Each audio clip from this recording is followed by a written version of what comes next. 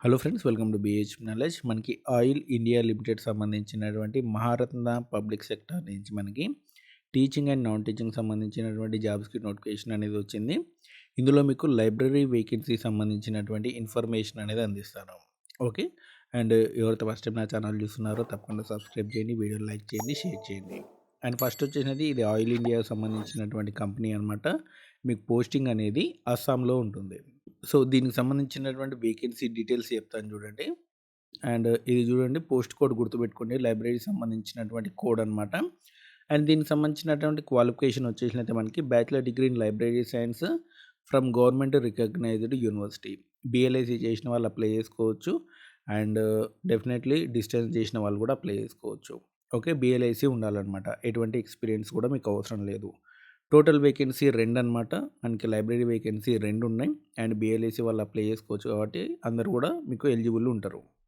And ఈ బీఎల్ఐసీ సంబంధించినటువంటి ఈ 2 వేకెన్సీ కూడా మనకి ఓపెన్‌లో ఉన్నాయన్నమాట. ఓకేనా. ఎస్సీ, ఎస్టీ, ఓబీసీ, ఈడబ్ల్యూఎస్‌లో లేవు. ఓపెన్‌లో ఉన్నాయి. ఓపెన్‌లో ఉంటే దాదాపు అందరూ కూడా అప్లై చేసుకోవచ్చు. బీసీ అయినా, ఎస్సీ అయినా, ఎస్టీ అయినా ఎవరైనా అప్లై చేసుకోవచ్చు.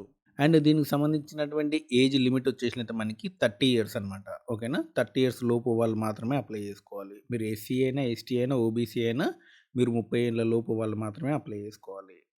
అండ్ దీనికి సంబంధించినటువంటి సెలక్షన్ ప్రాసెస్ వచ్చేసినట్టు మనకి కంప్యూటర్ బేస్డ్ ఎగ్జామినేషన్ ద్వారా తీసుకోవడం అనేది జరుగుతుంది. అండ్ దానికి సంబంధించినటువంటి డీటెయిల్స్ అన్నీ ఇక్కడ చూసుకోండి. అండ్ కిందకి రండి. కిందకొస్తే సో ఇది అనమాట లైబ్రరీకి సంబంధించినటువంటి ఎగ్జామినేషన్ ప్యాటర్న్ అనమాట.